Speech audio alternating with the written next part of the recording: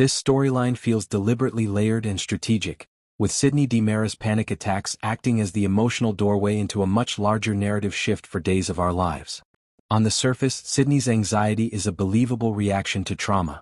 E.J. DiMera's kidnapping didn't just threaten his life, it shattered Sydney's sense of security. She grew up surrounded by danger, secrecy, and volatile adults, so this latest crisis likely reopened old emotional wounds. Hearing that E.J. is fine isn't enough for her. Panic attacks thrive on uncertainty, and until she can physically see her father alive and safe, her fear spirals out of control. That alone gives this story emotional credibility. But the writers are clearly doing far more than telling a mental health story. E.J.'s decision to fly to Italy specifically because of Sydney, rather than business, DiMera Enterprises or the hospital project, is a calculated narrative choice.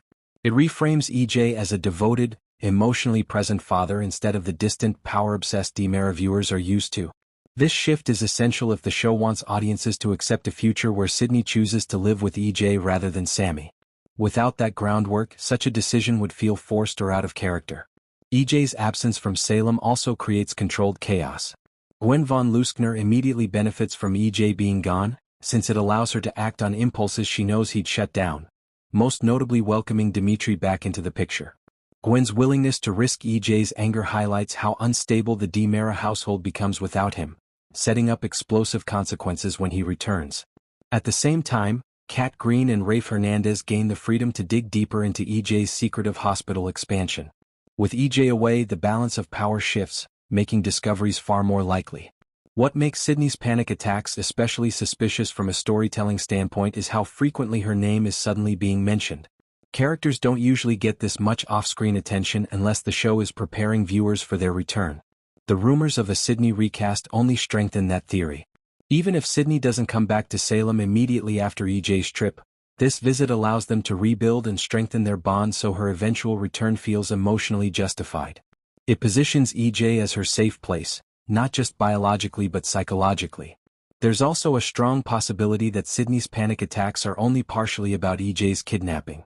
Sammy Brady's new fiancé, Dante Vitale, and his alleged mafia ties introduce a darker layer to Sydney's situation. If Sydney is living in an environment tied to organized crime, her anxiety could stem from constant fear, lack of control, and emotional instability. Panic attacks often manifest when someone feels trapped, and Sydney may be feeling exactly that, caught between her mother's choices and her own need for safety. Rafe Hernandez being woven back into Sydney's story is another key signal. His comment to Cat about raising Sydney as his stepdaughter isn't just nostalgic dialogue.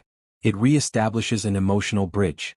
If Sydney returns to Salem, Rafe could once again serve as a stabilizing, protective figure in her life, reinforcing the idea that Salem, not Italy, is where her true support system exists. Taken together, Sydney's panic attacks feel less like a standalone plot and more like a narrative catalyst. They justify E.J.'s absence, advance multiple storylines simultaneously, soften E.J.'s image, and emotionally prepare viewers for Sydney's potential return. Whether that return happens soon or further down the line, the groundwork is being carefully laid so that when Sydney DiMera does come back to Salem, it feels earned, necessary, and deeply rooted in character-driven storytelling.